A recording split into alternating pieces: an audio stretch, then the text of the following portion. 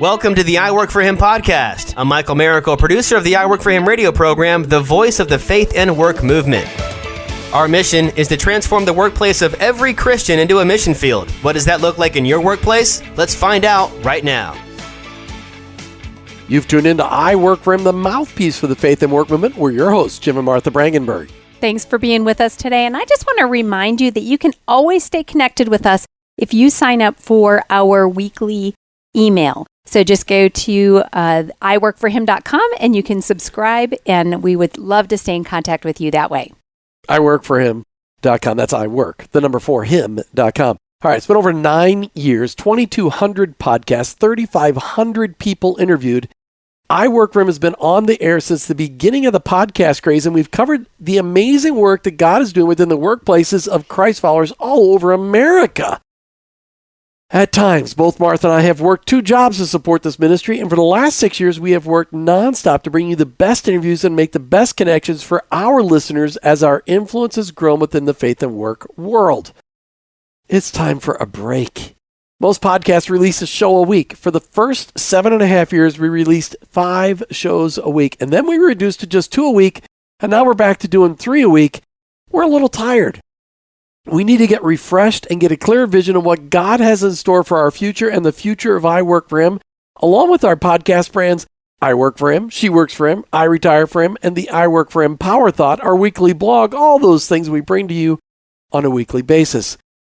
Enjoy some time with us today as we talk about the value of rest and how we plan on spending the next 3 months seeking the Lord and what's next as He breathes a breath of fresh air back into our sails. Martha, it's been quite a journey, hasn't it? 10 years this November from the day God gave us the name I Work For Him. It's hard to believe, and yet at the same time, it feels like it's gone so fast, but I'm pretty sure, Jim, we've gotten a few more wrinkles since we started. Well, I know my hair was dark when we started, and now it's almost all gray, but it has been fun. We've had incredible conversations every day with people, just hearing about how they're living out their faith in their work. Conversations about God, how God has gotten involved in the intimate details of their lives. How can we ever get tired of talking about that? Well, I don't actually think we get tired of talking about that. That's one of the things that God has very clearly shown us that we are driven by. Both of us have that core strength of responsibility. And how that God has had that play out is that we have the opportunity to hear things that God is doing in other people's lives, and we feel responsible with sharing that with other people. And that is our listening audience. And so it drives us because it's a strength, because it's something that God ingrained in us, that never gets old. Yeah, it's so fun. I mean, we could literally, if we didn't have to do all the other stuff around producing a podcast, we could just capture people's stories all day long. It is so much fun. But at a certain point in time, sometime in the last 18 months, Martha and I started struggling with what we would call burnout, where we're just having a hard time getting up in the morning to do what we need to do. It just doesn't feel as fresh as it needs to. And I don't know. I'm going to describe burnout for me, Martha. And we're sharing this with you guys today because Martha and I are doers. And many of you are doers where you don't know how to rest. You don't know how to sit and listen to the Lord. And Martha and I, in the last 2 years, have produced 3 books. We've produced another couple, 200-300 podcasts. We've traveled about 60,000 miles in our little metal tube with 4 wheels. But burnout feels like, to me, like I could keep doing what I do on a daily basis, but if the Lord throws anything new in front of me, I don't know that I have the creative energy to do it. You know, it's interesting because that's such a good, easy, clear way to state it, Jim. And I am guessing that we are not alone in this. In fact, I know we're not alone in this because the last couple of years have just exaggerated so many of the things that many of us deal with already, because we're dealing with technology, we're dealing with just extra stress and the unknowns and, all of those things that everybody is dealing with.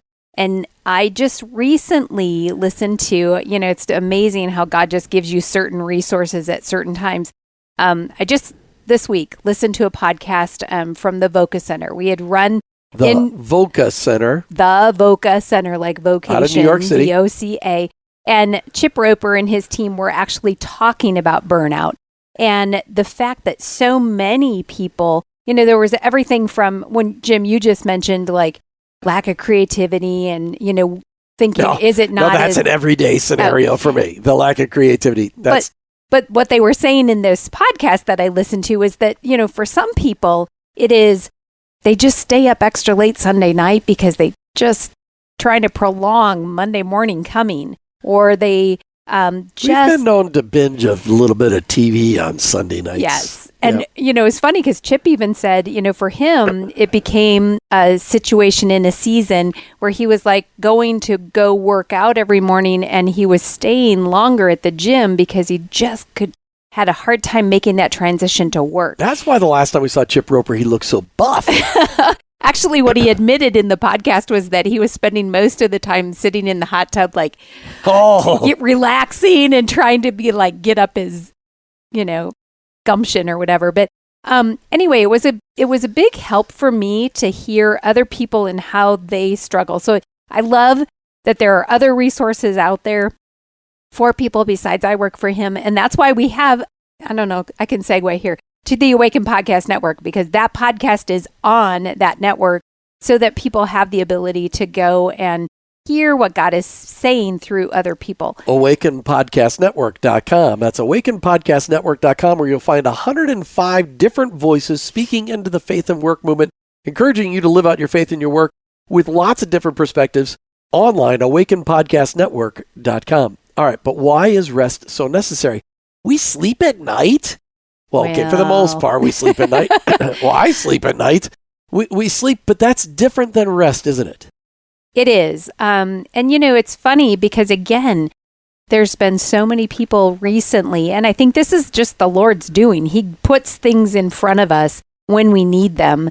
I've seen so many devotions on rest, and one of the things that I know for sure is that our example, our Creator had a day of Sabbath, and it is so important for us to model as from our Creator. Well, and here's how important rest was to our Heavenly Father. He created Adam and Eve on the 6th day. Their very first full day on earth was the 7th day, the day of rest. So God didn't start them off working. He started them off resting. And that's his priority for us. We need to rest because when we rest, we can hear the voice of the Lord more clearly. We can handle those unexpected challenges without an over-emotional response. And we can handle the unknown a lot better. We just need to learn to rest. So Martha and I are going to talk about that today when we come back right here on the I Work for Him podcast. Check us out online, iworkforhim.com. That's iwork4him.com. You know the kind of person that always tells you about the latest trends or the special deals around town? Well, lean in, because here's a message from that kind of person. The Awaken Podcast Network is the place to be. Go to awakenpodcastnetwork.com and unlock God's purpose for your work with help from some friends. You will find a gathering place of podcasts that provide simple tools, faith stories, and conversations that will inspire and equip you to vibrantly live out your faith in your work today. Go ahead, check out awakenpodcastnetwork.com and then be that kind of person and tell a friend. Hey, welcome back to I Work for Him. As Martha and I are talking a little bit about rest today and taking a break. If you're just starting to pay attention to what we're saying, we're going to take a season break for the I Work for Him podcast for the very first time in a little over 9.5 years. Never have we done this, but this summer, we're going to do that.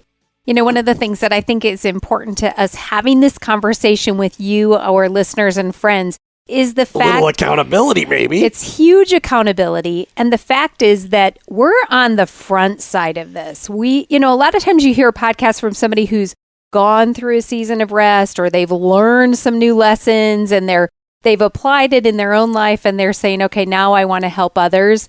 Well, we're kind of on that front end of this it, is Jim. what two people look like who desperately need some rest. So no comments about us looking tired or anything like that. But anyway, I think it's important. One of the things that we have always done is worn our life right here on our sleeve. Is that how you say it? I don't know, but people, I don't know. We're an open book. We're making references to video. If you're trying to figure out on this podcast, what are they talking about? We can't see their faces. Remember, we have a YouTube channel. Just and youtube.com/I work for him. Yeah, just search for it out there and you'll find it.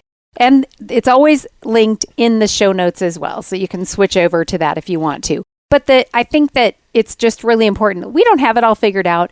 I think if you guys know us well enough, you know that is kind of our MO, is like, we're like, okay, we're going to walk this out and see what the Lord is teaching us. And hopefully it will help you along the way.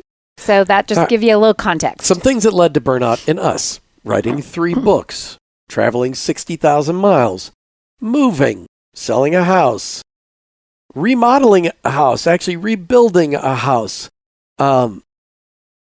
helping take care of aging parents, helping a lot of other people with their projects, helping other people write, daily writing blogs. I mean, the problem is we just don't ever sit still. Now, I get rest when I read books.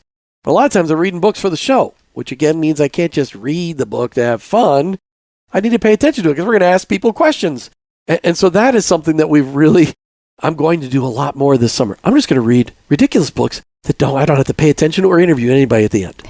What about for you, Martha? What's led to your sense of burnout? Well, I think the same thing in the sense that it is easier in a lot of situations to stay busy than to rest. For me to sit still and rest means different things to each person. And so this is something Jim and I are kind of working on right now and figuring out how to navigate. I love doing a project is very restful for me. Cooking in the kitchen, having people over, although a lot of people that might seem like work and stress or whatever, that is an incredible avenue for me to find peace and rest. I enjoy the creation process and all of those kinds of things. So being just busy, just filling our calendar. And, what's funny is that when we first started experiencing the pandemic and people's calendars basically didn't even matter anymore because we couldn't go anywhere, we couldn't see anybody, I relished that because I was like, oh, there's nothing that we have to be like watching for time-wise, going or whatever. And I really enjoyed that. And I knew that it was going to be a danger, especially in America, for all of us to fill our calendars back up without even noticing it.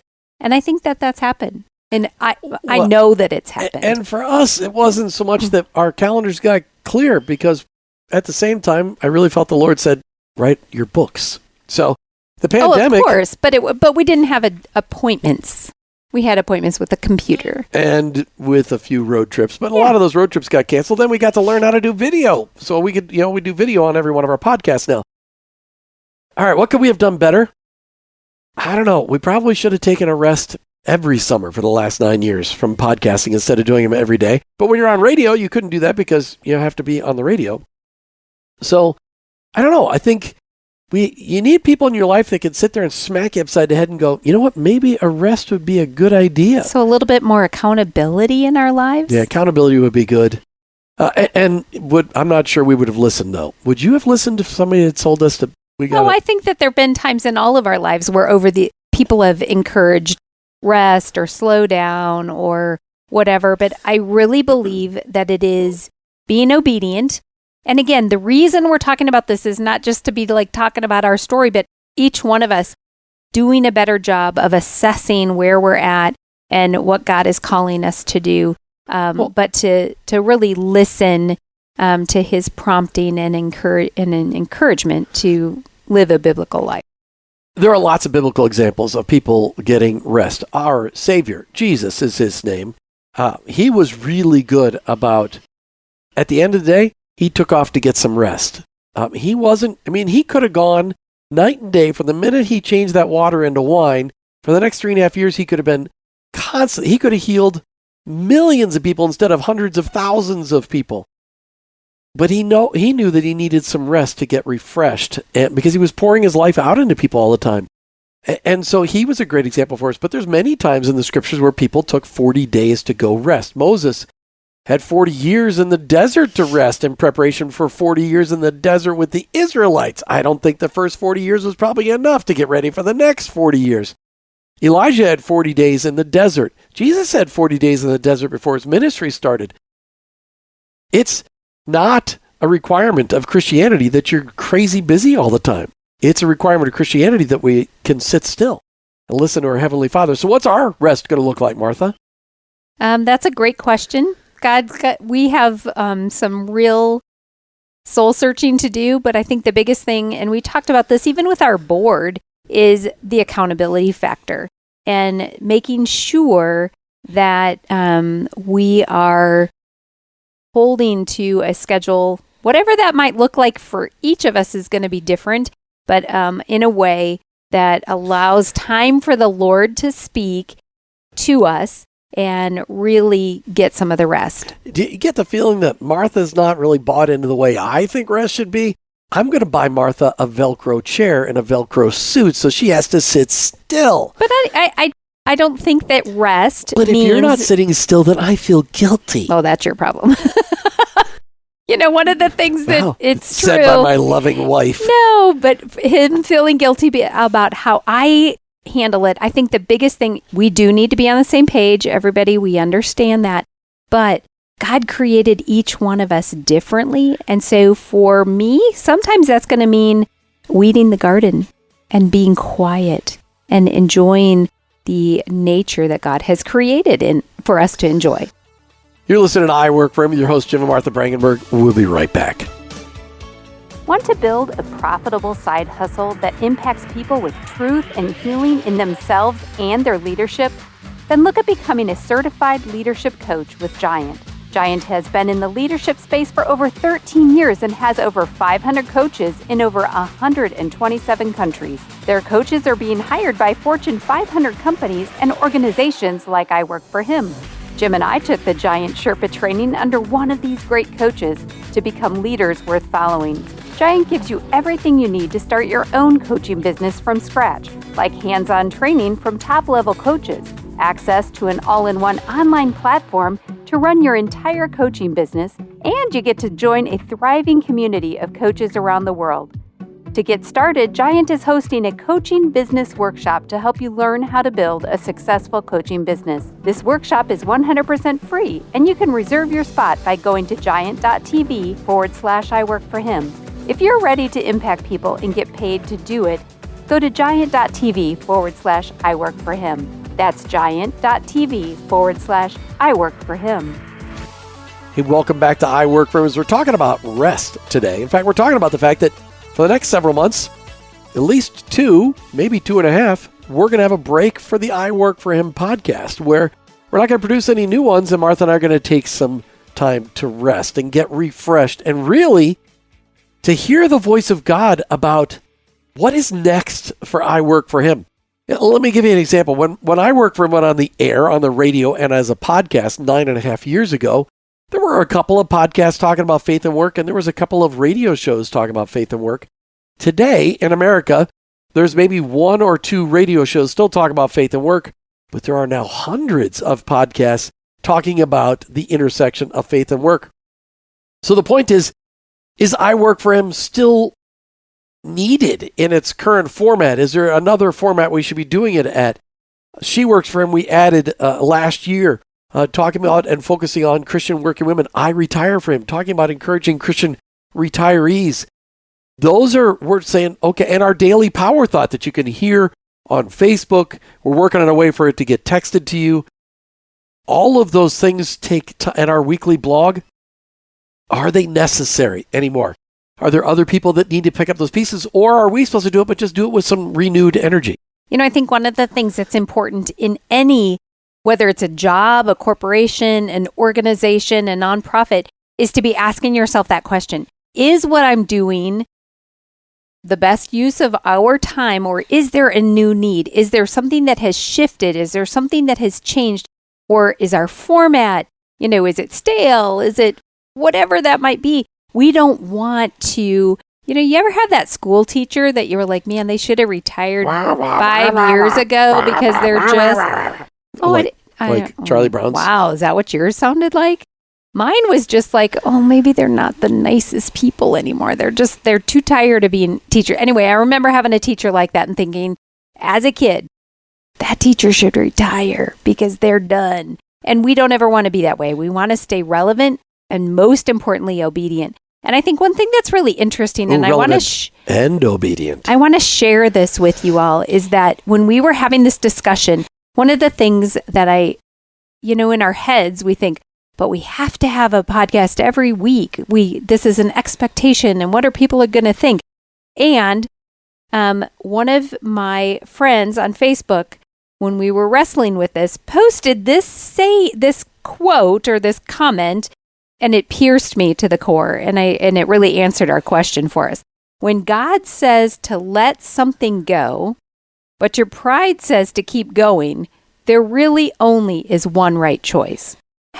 #God's way. And that is a driving force in us, is to do things God's way and to listen to his voice. But in our flesh, sometimes it's easier to hang on and say, yeah, but I don't know what people are going to think. And are we going to lose listeners and blah, blah, blah. We have all these questions we ask in our head, but our God is bigger than all of that. And we need to walk in that obedience. And I think that that's an area where each and every one of us can learn. Because a lot of times we do things. Maybe it's a tradition, or the way you do a birthday party, or the way you feel like you have to have a certain amount of activities you do at your work that, just fill time, but they're not really helping you further on the goal. What is it in your life that you're sitting there saying, okay, Lord, I'm only continuing to do this because apparently I'm proud of it. I feel like others expect it from me, but God's saying it's time to make a change. And again, I just want to reiterate, we don't know what it's going to look like. But we just want to be listening and obedient. Sleeping in, staying up late, binging on a little television, reading some books. But in the meantime, all summer long, you'll still be able to get access to our 1-minute Power Thoughts. Martha, how do they get access to them? They can sign up for those now, right? So what they do is just on your favorite podcast platform, you just go and find I Work for Him PowerThought, and there you can subscribe and get it every day. And we will be announcing, I know that we're going to get to where we're going to, our dream, and we have the ability now to do it, is using a texting service that will actually text you the feed every morning. So when you're getting ready for work, you can get that notification on your phone, listen to it. And of course, every Tuesday, the I Work for Him Power Thought will be released, and that Power Pod, will be released. And that is one of our previous podcasts, smashed down into a really short, succinct manner, capturing all of the most powerful parts of our podcast. Wow, that was a lot of powerful parts of the podcast. It really was.